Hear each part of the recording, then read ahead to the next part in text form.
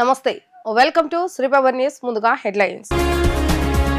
Revenue శాఖపై ముఖ్యమంత్రి నారా చంద్రబాబు నాయుడు ఉన్నత స్థాయి సమీక్ష. క్యూఆర్ కోడ్తో పాస్ పుస్తకాలను ఆగస్టు 15 నుంచి ఉచితంగా అందజేయమని వెల్లడి.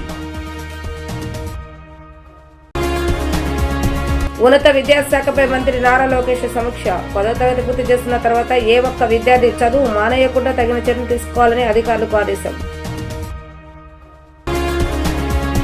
రాష్ట్రంలో ఆధునిక రహదారుల ప్రయోగాన్ని ప్రారంభించిన మంత్రి బీసీ జనార్దన్ రెడ్డి. ఆధునిక ప్రయోగం విజయవంతమైతే రాష్ట్ర వ్యాప్తంగా ఇదో తరహా రోడ్లను నిర్వహిస్తామని వ్యాఖ్య. క్యూఆర్ కోడ్ ఉండే పాస్ పుస్తకాలు తీసుకురావడం ద్వారా ప్రతి భూమికి సంబంధించిన సమగ్ర సమాచారం ఉండేలా చర్యలు తీసుకోవాలని ముఖ్యమంత్రి నారా చంద్రబాబు నాయుడు అధికారులను ఆదేశించారు. ఆగస్టు 15 నుంచి పండుగ వాతావరణంలో ఉచితంగా కొత్త పట్టాదారు పాసు పుస్తకాల పంపిణీ చేపట్టాలని నిర్ణయించారు. పేదలకు ఇళ్ల స్థలాలపై రెవెన్యూ, మున్సిపల్, హౌసింగ్ మంత్రులతో సబ్ కమిటీ ఏర్పాటు చేశారు.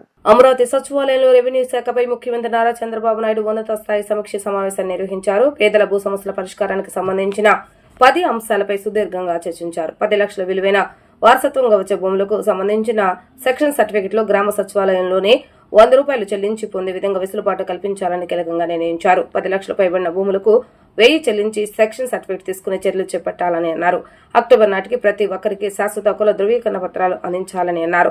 ఫ్రీ హోల్డ్ భూములతో సహా ఇతరత్ర మెజార్టీ రెవెన్యూ సమస్యలపై అక్టోబర్ 2వ తేదీలోగా పరిష్కారం చూపాలని ముఖ్యమంత్రి స్పష్టం చేశారు. ప్రోటోకాల్ విధుల నుంచి రెవెన్యూ సిబ్బందికి మినహాయించి ఏ మంత్రి పర్యటనకు వెళితే ఆ శాఖ అధికారులే ప్రోటోకాల్లో వెళ్లేలాగా ఆదేశాలు జారీ చేశారు. అభ్యంతరం లేని నివాస స్థలాలకు డిసెంబర్లోగా రెగ్యులరైజేషన్ పూర్తి చేయాలని ఆయన నిర్దేశించారు. 10వ తరగతి పూర్తి చేసిన తర్వాత ఏ ఒక్క విద్యార్థి కూడా చదువు మానేయకుండా ప్రతి ఒక్కరు ఇంటర్మీడియట్ లేదా వృత్తి విద్యా కోర్సులో తప్పనిసరిగా చేరేలా చర్యలు తీసుకోవాలని విద్యాశాఖ మంత్రి నారా లోకేష్ అధికారులను ఆదేశించారు. రాష్ట్రంలో నిరక్షరాస్యతను నిర్మూలించే లక్ష్యంతో ఆగస్టు 7వ తేదీ నుంచి అక్షరాంధ్ర ప్రాజెక్టు ఆ కార్యక్రమాన్ని ప్రారంభిస్తున్నట్లుగా అధికారులు ఈ సమావేశంలో తెలిపారు. ఉండవల్లిలోని తన నివాసంలో ఇంటర్మీడియట్ విద్యపై ఆయన ఉన్నత స్థాయి సమీక్ష సమావేశం నిర్వహించారు. ఈ సందర్భంగా లోకేష్ మాట్లాడుతూ 10వ తరగతి పాస్ అయిన ప్రతి విద్యార్థి ఎక్కడ ఏ కోర్సులో ప్రవేశం పొందారో ఖచ్చితంగా ట్రాక్ చేయాలి. ఇందుకోసం పాఠశాల విద్యాశాఖతో సమన్వయం చేసుకుని పక్కాగా వివరాలు నమోదు చేయాలని స్పష్టం చేశారు. ఈ ఏడాది ఇంటర్ మొదటి సంవత్సరంలో 5,965 మంది విద్యార్థులు ప్రవేశాలు పొందారని అధికారులు మంత్రికి వివరించారు. యూడైస్ నమోదు ప్రక్రియను మరింత సమర్థవంతంగా చేపట్టాలని మంత్రి సూచించారు. ప్రత్యేక అవసరాలు గల విద్యార్థులు ఐఐటి, ఎన్ఐటి వంటి ప్రతిష్టాత్మక సంస్థల ప్రవేశాలు పొందేందుకు ఇబ్బందులు లేకుండా వారికి భాషా సబ్జెక్టుల మార్కులను మిగిలిన సబ్జెక్టుల మార్కుల సగటుగా పరిగణించాలని కీలక ఆదేశాలు జారీ చేశారు. అభివృద్ధి చెందిన దేశాల్లో రహదారులకు ధీటుగా మన రాష్ట్ర రహదారులు తీర్చిదిద్దుతామని రోడ్లు భవనాల శాఖ మంత్రి బీసీ జనార్దన్ రెడ్డి అన్నారు. ఆ దిశగా సీఎం చంద్రబాబు నాయుడు సరికొత్త టెక్నాలజీ కోసం సన్నాహాలు చేస్తున్నారని చెప్పారు. ఆధునిక రోడ్ల నిర్మాణం రాష్ట్రంలోని తొలిసారిగా మంత్రి బీసీ జనార్దన్ రెడ్డి ప్రారంభించారు. నంద్యాల జిల్లా సందిమాల మండలంలోని ముదిగేడు సందిమాల రోడ్డు నిర్మాణ పనుల్లో డెన్మార్క్ టెక్నాలజీని వినియోగిస్తున్నారు. ఈ పనుల ప్రారంభ కార్యక్రమానికి మంత్రితో పాటు డెన్మార్క్ సంస్థ ప్రతినిధులు మైకెల్ డెవిల్, జోస్ సెబాస్టియన్ హాజరయ్యారు. నూతన టెక్నాలజీతో నిర్మిస్తున్న రహదారిని మంత్రి పరిశీలించి మీడియాతో మాట్లాడారు. ఈ అధునాతన టెక్నాలజీని బ్రిటన్లోని హీత్రూ ఎయిర్పోర్ట్, జర్మనీలోని A7 మోటార్ వే వంటి ప్రాజెక్టులు విజయవంతంగా ఉపయోగించారని అన్నారు. ఈ టెక్నాలజీ రోడ్లకు కిలోమీటర్కు 28 లక్షల రూపాయలు ఖర్చు అవుతుందని, 10 ఏళ్లకు పైగా రహదారి దెబ్బతినే అవకాశమే ఉండదని చెప్పారు. ఈ ప్రయోగం విజయవంతమైతే రాష్ట్ర వ్యాప్తంగా ఇదే తరహా రోడ్లు నిర్మిస్తామని అన్నారు. ప్రకృతి వైపరీత్యాలను సైతం ఈ తరహా రహదారులు తట్టుకుని దీర్ఘకాలం మన్నికగా ఉంటాయని అన్నారు. అస్సాం, గుజరాత్ వంటి ప్రాంతాల్లో నిరంతరం వర్షాలు పడుతున్నా ఈ యొక్క టెక్నాలజీతో వేసిన రోడ్లు చెక్కు చెదరలేదని అన్నారు. ప్రభుత్వం చంద్రబాబు నాయుడు గారంటే ఒక టెక్నాలజీ, ఒక విజన్ లీడరు నిరంతరము కూడా ఆయన నేర్చుకుంటూనే ఉంటాడు.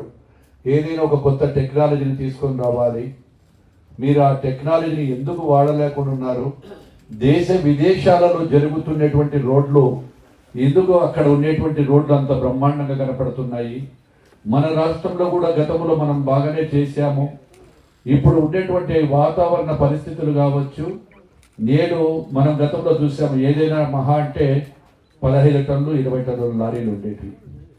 ఈ మధ్యకాలంలో సిమెంట్ ఫ్యాక్టరీలు, గ్రానైట్ ఫ్యాక్టరీలు వచ్చిన తర్వాత 20 పోయినాయి, 30 పోయినాయి, 60 పోయినాయి, 70, 80 టన్నుల ఈ యొక్క లోడు అధిక శాతం లోడ్ అవుతా ఉంది. మనం వేసిన రోజు 5 సంవత్సరాల కిందట వేసినటువంటి రోడ్లు ఆ 20 టన్నులకు 30 టన్నులకు తగ్గినటువంటి స్ట్రెంత్ ఎంతో మనం ఆ రోజు రోడ్లు వేసాం.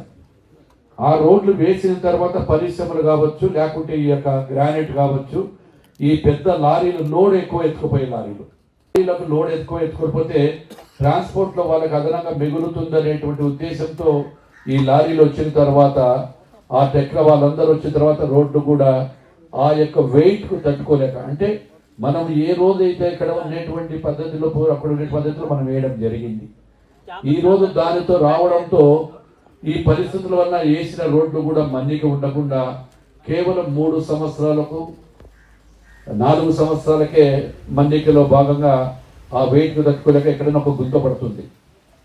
అంతకుముందు గతంలో మనం పూర్వం చూసేవాళ్ళం, చాలా మంది గ్యాంగ్ రిపేర్ చేసి గ్యాంగ్ మెన్స్ అనేవాళ్ళు. ఆ గ్యాంగ్ మెన్లు ఎక్కడైనా గుర్తుపడితే పూడ్చేవాళ్ళము. ఈ యొక్క టెక్నాలజీ వచ్చింది కదా, బాగానే వేసాం కదా అనేది కూడా వాళ్ళు కూడా తగ్గిపోతూ ఉంది. ఎక్కడో తారు పెట్టుకొని పోయలేక దాంతో కూడా విధానం తగ్గిపోయింది. అటువంటి పరిస్థితులలో మళ్ళీ ఏ విధంగా అయితే టెక్నాలజీని చెప్పి గౌరవ ముఖ్యమంత్రి గారి సూచనలకు ఈ కొత్తగా ఈ టెక్నాలజీని వాడాలని చెప్పి ఈరోజు ఇక్కడ ప్రయోగాత్మకంగా కూడా చేస్తూ ఉన్నాము. దీని వలన కలిగేటువంటి లాభాలు ఏదో గొప్పగా అధునాతన టెక్నాలజీ ప్రఖ్యాతిగాంచిన Heathrow airport, Dubai metro, EF7 motorway Germany లాంటి ప్రాజెక్టులలో ఇప్పుడు మనం చూసినటువంటి టెక్నాలజీని వాడడం జరిగింది. ఆ టెక్నాలజీలో అక్కడ ఒక్కటే ఇక్కడ మనకు ఇందాక నేను మా అధికారులను అడిగాను, 1 కిలోమీటర్కు 24 లక్షల రూపాయలు ఖర్చు అవుతే 5 లక్షల రూపాయలు దగ్గర దాదాపుగా చెప్తా ఉన్నాను. 28-29 లక్షలు అవుతుంది. ఈ 29 లక్షల వలన మనకు జరిగేది ఏంటంటే ఆ టెక్నాలజీని వాడడం వలన 3 సంవత్సరాలు 4 సంవత్సరాలు రావాల్సినటువంటి లైఫ్ 8-10 సంవత్సరాలు దాంట్లో కూడా, అంటే మన మెయింటెనెన్స్ బట్టి కానీ సాయిల్ కండిషన్ ఉంటుంది. ఎందుకంటే ఒక్కొక్క ప్రాంతంలో ఒక్కొక్క విధం ఉంటుంది. నల్లరేగడి వచ్చిన తర్వాత నల్లరేగడి భూములు కొద్దిగా కుంచుకుపోతాయి కాబట్టి, అదేవిధంగా ఒరిమన్లు ఉంటాయి ఎక్కువగా. అంటే ఆ ప్రాంతంలో నీరంతా కూడా కంటిన్యూగా ఉండడం వలన ఆ నీరు ఉండడం కూడా భూమి తగ్గుతూ వస్తుంది. అది మనకు కూడా తెలుసు. ఉగ్రవాదుల రాష్ట్రంలో హిందూ సమాజంపై పెద్ద ఎత్తున దాడులకు పాల్పడే అవకాశం ఉందని విశ్వ హిందూ పరిషత్ ఆంధ్రప్రదేశ్ అధ్యక్షులు వబిలిశెట్టి వెంకటేశ్వర్లు తెలిపారు. జాతీయ దర్యాప్తు సంస్థ, పోలీస్, నిఘా సంస్థలు రాష్ట్రంలో ఉగ్రవాదులను ఏరిపారేయాలని, వీరికి సహకరిస్తున్న వారిని కూడా గుర్తించి అరెస్టు చేసి కఠినంగా శిక్షించాలని విశ్వ హిందూ పరిషత్ ఆంధ్రప్రదేశ్ శాఖ కేంద్ర రాష్ట్ర ప్రభుత్వాన్ని డిమాండ్ చేశారు.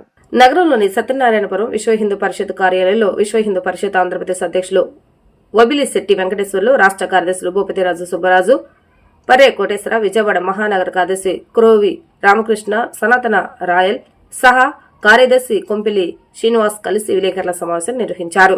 మీడియా సమావేశంలో వీరు మాట్లాడుతూ, నిన్న రాయచోటిలో గతంలో ఇతర రాష్ట్రాల్లో అనేక ఉగ్ర కార్యకలాపాలలో పాల్గొని ఇక్కడకు వచ్చిన ఉగ్రవాదులు Abu Bakr Siddique, Mohammed అలీలను arrest చేయడంతో పాటు వందలాది మందికి ఉగ్రవాద శిక్షణ ఇవ్వడం వలన ఇటీవల రాయచోటిలో హిందువుల ఊరేగింపుపై దాడి జరిగిందని విశ్వ హిందూ పరిషత్ భావిస్తుందని అన్నారు. ఈ కోణంలో సమగ్ర దర్యాప్తు చేయాలని విశ్వ హిందూ పరిషత్ డిమాండ్ చేస్తుందని అన్నారు. ఉగ్రవాదుల నివాసాల నుండి పేలుళ్లకు సంబంధించిన 4 కిలోల ఆర్టెక్స్ డిటోనేటర్ వైర్లు, వాకీటాకీలు, ఇతర మారణాయుధాలు పెద్ద సంఖ్యలో స్వాధీనం చేసుకోవడం చూస్తుంటే ఈ ఉగ్రవాదులు రాష్ట్రంలో హిందూ సమాజంపై పెద్ద ఎత్తున దాడులకు చేసేందుకు పథకం రచించినట్లుగా అనుమానం కలుగుతుందని అన్నారు.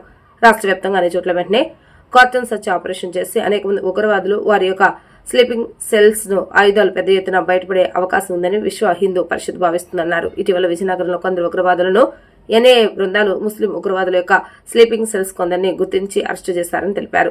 ఉగ్ర కార్యకలాపాలకు పాల్పడే వారిని గుర్తించి వారిపై తగు చర్యలు తీసుకోవడం ద్వారా హిందూ సమాజంపై చేయబోయే దాడులను నిరోధించాలని కేంద్ర రాష్ట్ర ప్రభుత్వాలను విశ్వ హిందూ పరిషత్ ఆంధ్రప్రదేశ్ శాఖ డిమాండ్ చేస్తుందని తెలిపారు. అన్నమయ్య జిల్లా రాయచోటిలో 2 ఉగ్రవాదుల్ని అరెస్ట్ చేసిన సంఘటన ఆంధ్రప్రదేశ్ లో ఉన్నటువంటి ప్రజానీకానికి అంతటికీ కూడా చాలా ఆశ్చర్యానికి భయానికి కూడా గురి చేసింది. ఎందుకంటే శాంతియుతంగా ఉండేటువంటి ఆంధ్రప్రదేశ్ లో ఎటువంటి ఉగ్రవాద తీవ్రవాదాలు జరగనటువంటి ఆంధ్రప్రదేశ్ లో అంత భయంకరమైనటువంటి గత 2-3 దశాబ్దాలుగా కర్ణాటక, కేరళ, తమిళనాడులో అనేక ఉగ్రదాడులతో సంబంధం ఉన్నటువంటి అబూ బకర్ అలీ, మహమ్మద్ అలీ అని 2 తీవ్రవాదులని తమిళనాడు పోలీసులు, ATS పోలీసులు వాళ్ళు వచ్చి ఇక్కడ తీవ్రవాదం అరెస్ట్ చేయడం అనేది చాలా ఆశ్చర్యానికి గురి చేసింది. అంటే ఆంధ్రప్రదేశ్లో అంటే ఏ రకంగా అనిపిస్తుందంటే విశ్వ హిందూ పరిషత్ భావిస్తున్నది ఏంటంటే వివిధ రాష్ట్రాలలో ఉగ్రదాడులు చేసి ఆంధ్రప్రదేశ్లో వారు ఇక్కడికి వచ్చి మారు పేర్లతోటి ఐడెంటిటీలను మార్చుకునే వాళ్ళు ఇక్కడ హాయిగా జీవిస్తున్నారు. అంతేకాకుండా ఇక్కడ అనేక మందికి ఉగ్రవాద శిక్షణ కూడా ఇస్తున్నట్టుగా మనకు అర్థమవుతోంది. వాళ్ళ ఇంట్లో సోదా చేసినప్పుడు అక్కడ కనిపించింది ఏంటంటే 20 నుంచి 25 వరకు కూడా భయంకరమైనటువంటి బాంబులను తయారు చేయడానికి కావాల్సినటువంటి సామగ్రి అంతా కూడా వాళ్ళు రెడీ చేసి పెట్టుకున్నారు. అంటే విశుద్ధ పరిషత్ భావిస్తున్నది ఏంటంటే స్థానికంగా ఉన్న వాళ్ళ యొక్క సహకారం లేకుండా ఎక్కడి నుంచో ఇక్కడికి వచ్చి 2-3 దశాబ్దాల పాటు ఇక్కడ ఉంటూ ఉగ్రవాద కార్యక్రమాలకి వాళ్ళు ఊపిరి పోస్తున్నారు, సహకరిస్తున్నారు అంటే నమ్మేటువంటి పరిస్థితి కాదు. అంచేత దీని యొక్క మూలాలు ఎక్కడున్నాయి అనేటువంటిది ప్రభుత్వం తెలుసుకోవాల్సిన ఆవశ్యకత ఉంది.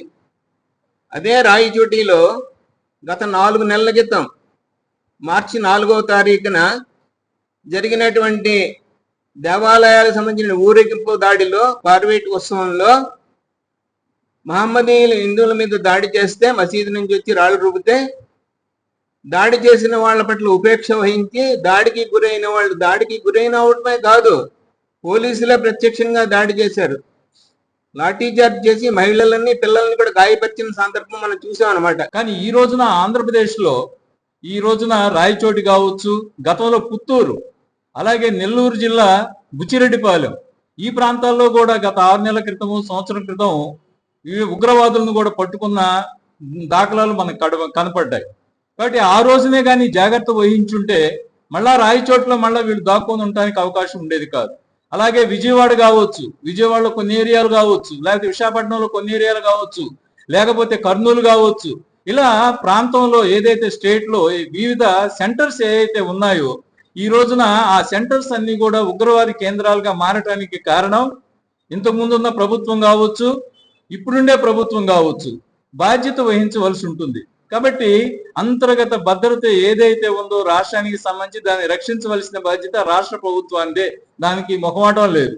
కూటమి ప్రభుత్వం విద్యుత్ ఛార్జీల విషయంలో మాట తప్పి నమ్మక ద్రోహం చేస్తుందని సిపిఎం రాష్ట్ర కార్యవర్గ సభ్యులు సిహెచ్ బాబురావు అన్నారు. గత వైసీపీ ప్రభుత్వం వాటిలోనే కూటమి ప్రభుత్వం నడుస్తుందని, ఏడాది కాలంలో 15,485 కోట్ల రూపాయల భారం రాష్ట్ర ప్రజల మీద విద్యుత్ ఛార్జీల రూపంలో వేశారని, విద్యుత్ బిల్లులు పెరిగిపోయి ప్రజలు గగ్గోలు పెడుతున్నారని, అయినా ఈ ప్రభుత్వంలో చలనం లేదని మండిపడ్డారు. ఆదాని ప్రీపెయిడ్ స్మార్ట్ మీటర్లు బిగించవద్దని, పెట్టిన మీటర్లు తొలగించాలని, విద్యుత్ సర్దుబాటు ఛార్జీల భారం తొలగించాలని, ఆదాని సెక్కి ఒప్పందం రద్దు చేయాలని కొత్త ప్రభుత్వ ఐటీఐ కళాశాల రోడ్లో రవీష్ హాస్పిటల్ ఎదురుగా ఉన్న ఏపీ సిపి డిసిఎల్ కార్యాలయం వద్ద సిపిఎం ఆధ్వర్యంలో మహాధర్నా నిర్వహించారు. ఈ కార్యక్రమంలో విద్యుత్ వినియోగదారులు, సిపిఎం పార్టీ నాయకులు, కార్యకర్తలు భారీ సంఖ్యలో పాల్గొన్నారు. కార్యాలయం ఎదుట బైఠాయించి నినాదాలు చేశారు. దరఖాస్తులను కార్యాలయానికి విద్యుత్ స్తంభాలకు వేలాడదీసి వినూత్న రూపంలో నిరసన తెలిపి స్మార్ట్ మీటర్లు వద్దు అంటూ మెడకు ప్లకార్డులు ధరించి ఆందోళన చేశారు.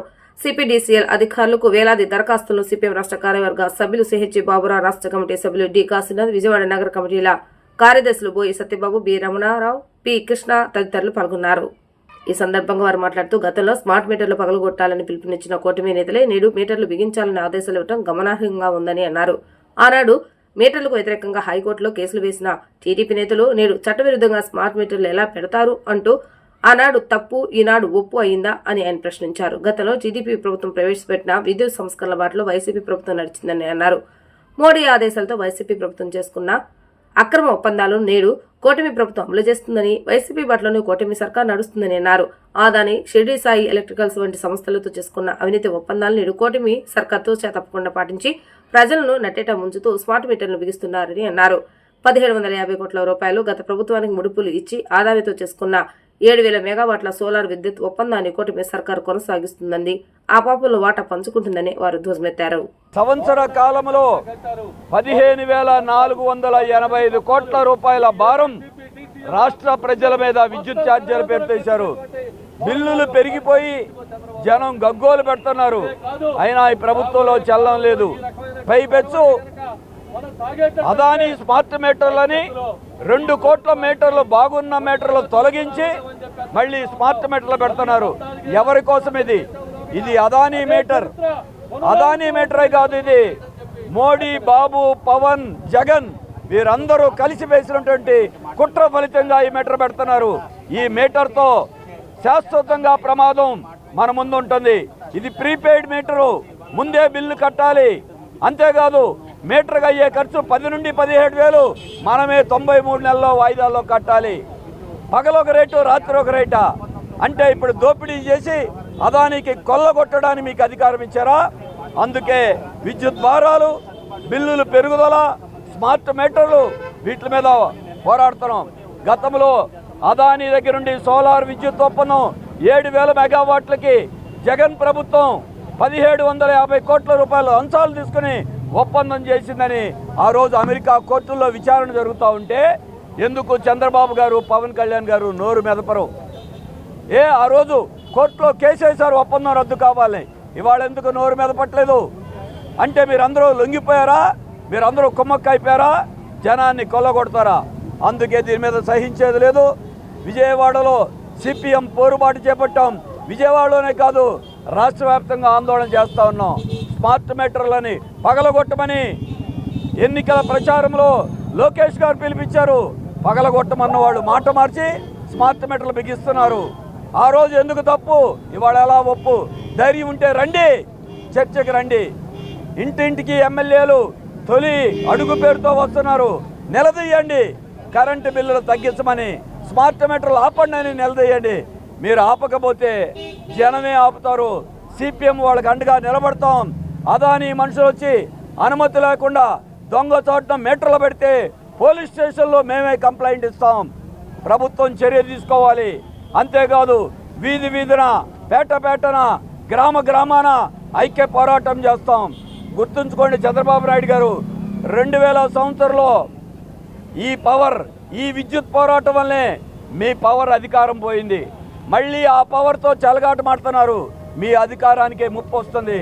దేశవ్యాప్తంగా రానున్న 3 రోజుల పాటు భారీ వర్షాలు కురుస్తాయని, అప్రమత్తంగా ఉండాలని ఇప్పటికే భారత వాతావరణ శాఖ తెలిపింది. ఈశాన్య అరేబియా సముద్రం నుంచి వాయువ్య బంగాళాఖాతం వరకు ద్రోణి విస్తరించి ఉంది. ఇది ఇప్పుడు ఉత్తర గుజరాత్ నుంచి పశ్చిమ బెంగాల్లోని గంగా తీరులోని ఉత్తర ప్రాంతాల మీదుగా ఉపరితల ఆవర్తనం వరకు మధ్యప్రదేశ్, ఛత్తీస్గఢ్, జార్ఖండ్ మీదుగా సగటు సముద్ర మట్టానికి 3.1 కిలోమీటర్ల ఎత్తులు విస్తరించి కొనసాగుతుంది. వీటి ఫలితంగా ఉత్తర కోస్తా యానంలో తేలికపాటి నుంచి మోస్తారు వర్షాలు, ఉరుములతో కూడిన మెరుపులు, బలమైన గాలులు గంటకు 40 నుంచి 50 కిలోమీటర్ల వేగంతో వీచే అవకాశం ఉన్నట్లుగా అమరావతి వాతావరణ కేంద్రం వెల్లడించింది. దక్షిణ కోస్తాలో తేలికపాటి నుంచి మోస్తారు వర్షాలు, ఉరుములతో కూడిన జల్లులు కొన్ని చోట్ల కురిసే అవకాశం ఉంది. ఉరుములతో కూడిన మెరుపులు, బలమైన గాలులు గంటకు 40 నుంచి 50 కిలోమీటర్ల వేగంతో వీచే అవకాశం ఉంది. రాయలసీమలో తేలికపాటి నుంచి మోస్తారు వర్షాలు లేదా ఉరుములతో కూడిన జల్లులు 1 లేదా 2 చోట్ల కురిసే అవకాశం ఉంది.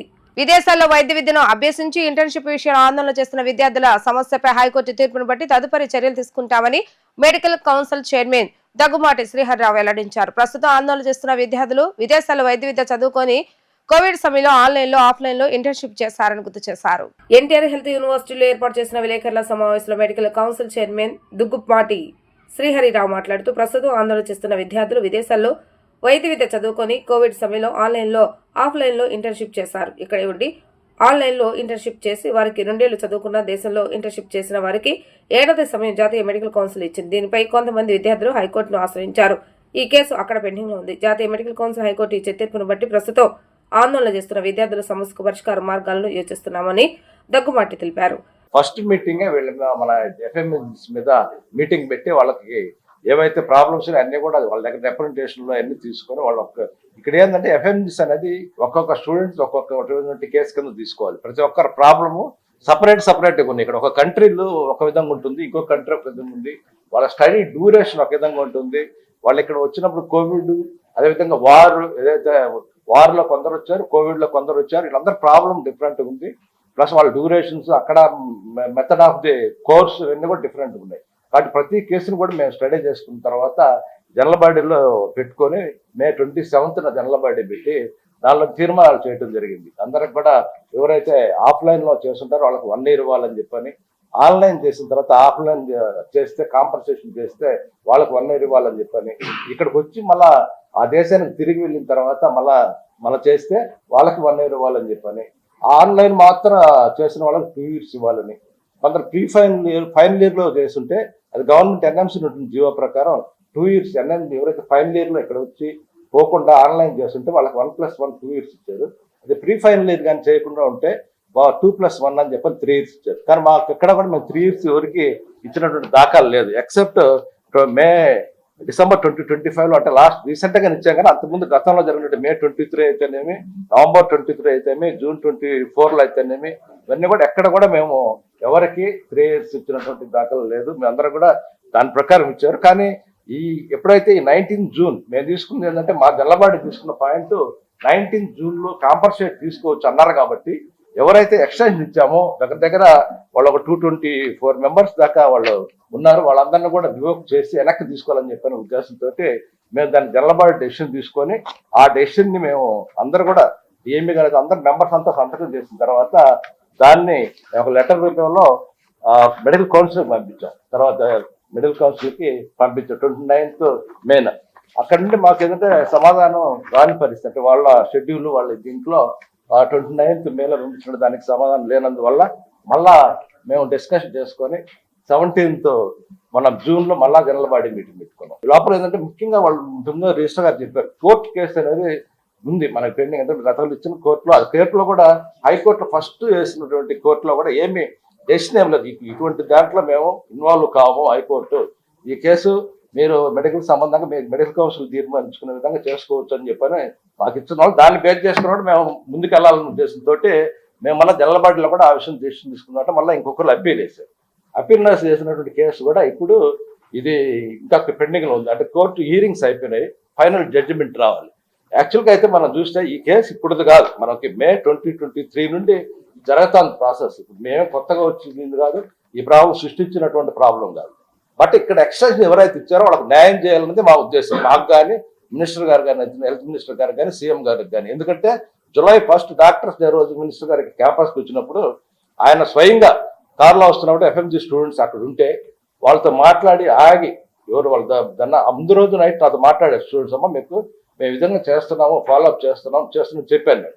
బట్ మినిస్టర్ గారు వస్తున్నాం, మినిస్టర్ గారు రిప్రజెంట్ చేద్దామని నేను చెప్పాను. బట్ 1వ తారీఖు వస్తే మినిస్టర్ గారు కూడా వచ్చి ఆగి మాట్లాడి మా చైర్మన్ గారికి చెప్పాను, నేను చేస్తున్నాం అని చెప్పిన మీద.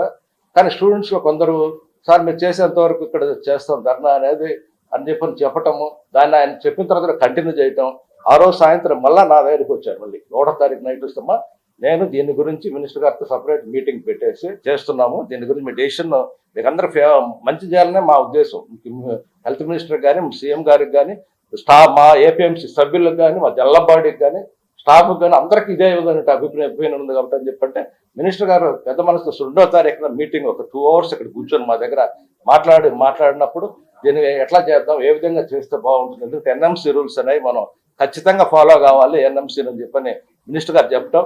అవి జరిగేటప్పుడే పిల్లల్లో కొందరు అది బయట వెళ్ళి అక్కడ మళ్ళీ మాకు యాక్చువల్గా స్ట్రైక్ జరుగుతున్నట్టు తెలియదు, స్ట్రైక్ జరుగుతూ ఉంది, నేను చేస్తున్నారు అన్నప్పుడు ఫైనల్గా ఆ అఫిషియల్స్ ఉన్న వాళ్ళు ఫస్ట్ నుండి NMC ఏదైతే మనం అనుకున్నాం కదా, NMC డెసిషన్ మీరు ఇంత రాసా ఉంటారు, మీరు లెటర్ మెయిల్ రాశారు, ఇంతవరకు రాలేదు కాబట్టి మీ ఇద్దరు స్వయంగా వెళ్ళి అక్కడ చూసుకోరండి, మీరు వెళ్ళి మాట్లాడండి అని చెప్పని మా మినిస్టర్ గారు సత్యకుమార్ యాదవ్ గారు చెప్పటం.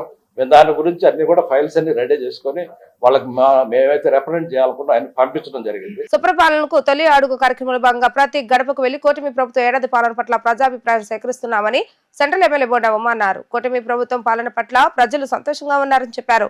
23వ డివిజన్ మోడల్ డివిజన్ గా తీర్చిదిద్దుతామని TDP floor leader Nilbandla Balaswamy స్పష్టం చేశారు. సెంట్రల్ నియోజకవర్గం 23వ డివిజన్ లో సుప్రపాలనకు తొలి అడుగు కార్యక్రమం శుక్రవారం ఘనంగా నిర్వహించారు. ఈ కార్యక్రమంలో ప్రభుత్వ whip central MLA Bonda Umamaheswararao, స్వచ్ఛంద corporation chairman Pattabhiram, TDP floor leader Nilbandla Balaswamy పాల్గొన్నారు. ఈ సందర్భంగా ఎమ్మెల్యే బోండా ఉమా మాట్లాడుతూ ముఖ్యమంత్రి నారా చంద్రబాబు నాయుడు ఆదేశాల మేరకు ప్రభుత్వ ఏడాది పాలనపై ప్రజల అభిప్రాయాలను సేకరిస్తూ ప్రతి గడపకు వెళ్తున్నామని తెలిపారు. కూటమి ప్రభుత్వం చేపట్టిన సంక్షేమం, అభివృద్ధి పనులను ప్రజలకు నేరుగా తెలియజేస్తున్నామని పేర్కొన్నారు. స్థానికంగా ఉన్నటువంటి సమస్యలను అడిగి తెలుసుకుని వెంటనే పరిష్కరిస్తామని అన్నారు. పెన్షన్లు విషయంలో ఎన్నికల ముందు ఇచ్చిన హామీ మేరకు మొదటి నెలలోనే పెంచి ఇచ్చినట్లుగా తెలిపారు. వృద్ధులకు 4,000, వికలాంగులకు 6,000 రూపాయల పెన్షన్ అందజేస్తున్నామని వెల్లడించారు. తల్లికి వందనం కార్యక్రమంలో భాగంగా ప్రతి బిడ్డకు 13,000 రూపాయలు అందజేస్తామని తెలిపారు.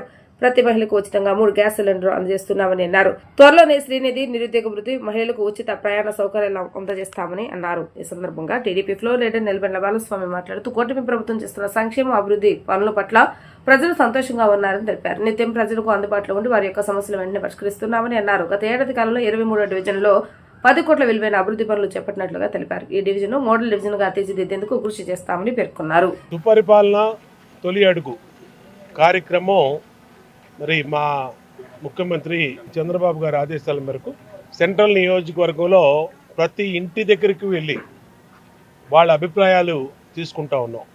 సమస్యలు ఏమైనా ఉన్నాయా, అలాగే సంక్షేమ పథకాలు అమలు అవుతూ ఉన్నాయా, అలాగే అభివృద్ధి కార్యక్రమాలు ఏ విధంగా ఉన్నాయి, సంవత్సరం పరిపాలన మీద వాళ్ళ అభిప్రాయం ఎలా ఉంది. ఎక్కడికి వెళ్ళినా ప్రజలు సంతృప్తిగా సమాధానం చెప్తా ఉన్నారు.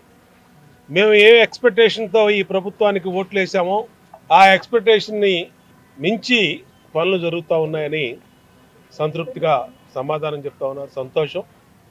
ఎన్నికల ముందు మేము ఏవైతే హామీలు ఇచ్చామో 3,000 పెంచి 4,000 పెంచుతానన్నాం. అధికారంలోకి వచ్చిన మొదటి నెలలోనే పింఛన్లు పెంచి 4,000 చేసాం. 3,000 వికలాంగులది 6,000 చేసాం. అలాగే బెడ్ రీడను వాళ్ళకి 10,000, 15,000 చేసాం.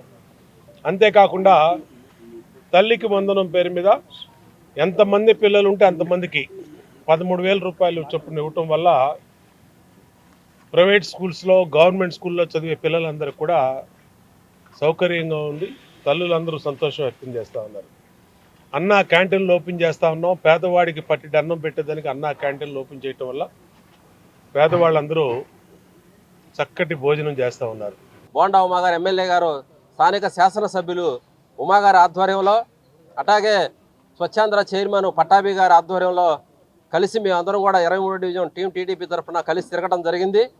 మరి ప్రతి ఇంట్లో కూడా మాకు పథకాలు బాగా వస్తున్నాయి, మాకు తల్లికి వందనం పడింది, మాకు పెన్షన్లు వస్తున్నాయి, మాకు 1,000 రూపాయల పెన్షన్లు వస్తున్నాయి, 3,000, 4,000 చేసిన పెన్షన్లు వస్తున్నాయి అని చెప్పి అందరూ కూడా చాలా ఆనందంగా, చాలా సంతోషంగా ఎమ్మెల్యే గారికి, బోండా ఉమా గారికి ఎదురేగి పూలతో సత్కరించి, శాలువాలతో సత్కరించి, అలాగే బొకేలు ఇచ్చి మరి స్వాగతం పలుకుతూ ఇంట్లోకి మరి ప్రతి ఇంట్లో కూడా మాకు సాదరంగా ఆహ్వానం పలికి ఇక్కడ జరుగుతున్నటువంటి అభివృద్ధిని గురించి కానీ, 23వ డివిజన్లో బోండా ఉమా గారు కార్పొరేటర్గా నేను చేస్తున్న అభివృద్ధిని గురించి కానీ, సంక్షేమ పథకాలు అందడం గురించి కానీ ఎమ్మెల్యే గారికి అందరూ మహిళలందరూ కూడా హారతులు ఇచ్చి మరి అభినందనలు తెలియజేసిన పరిస్థితి ఉందంటే ఈరోజు కూటమి ప్రభుత్వం ఎంత బాగా పనిచేస్తుందో ప్రజలందరూ కూడా బ్రహ్మరథం పడుతున్నారంటే కూటమి ప్రభుత్వం చేస్తున్న అభివృద్ధి సంక్షేమ పథకాలు ఇక అంతకంటే ఉదాహరణ చెప్పాల్సిన అవసరం లేదు.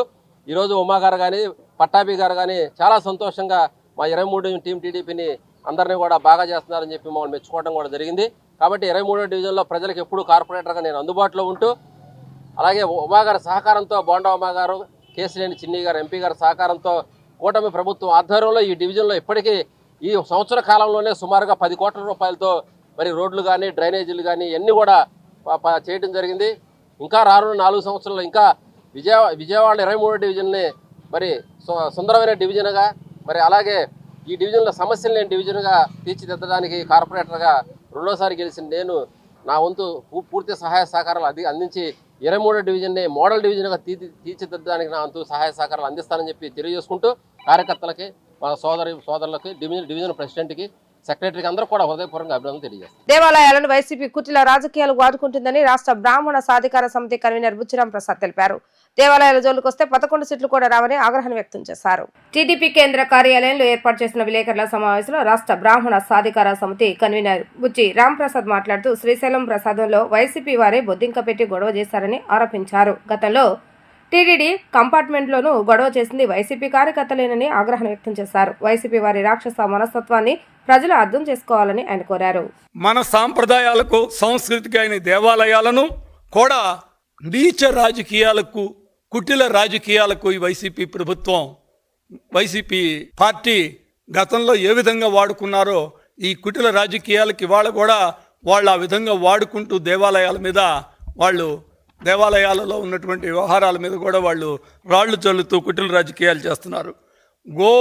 గోవుల మృతిపై మీకు వాళ్ళు చేసినటువంటి అంతా కూడా మనం చూసాం. తిరుపతిలో జరిగింది ఒకటి, వాళ్ళు చేసిన దుష్ప్రచారం ఒకటి. అదేవిధంగా శ్రీశైలంలో ప్రసాదంలో వాళ్ళంతటి వాళ్లే ప్రసాదంలో ఒక బొద్దింకని పెట్టి బొద్దింకుందని గొడవ చేయడం కూడా చూసాం. తర్వాత సీసీ కెమెరాల్లో అవన్నీ దొరికి వాళ్ళ మీద కేసు పెట్టడం జరిగింది. తర్వాత దుర్గమ్మ ప్రసాదంలో కూడా ఇదే విధంగా మేకులు ఉన్నాయని చెప్పి చేయటం కూడా జరిగింది.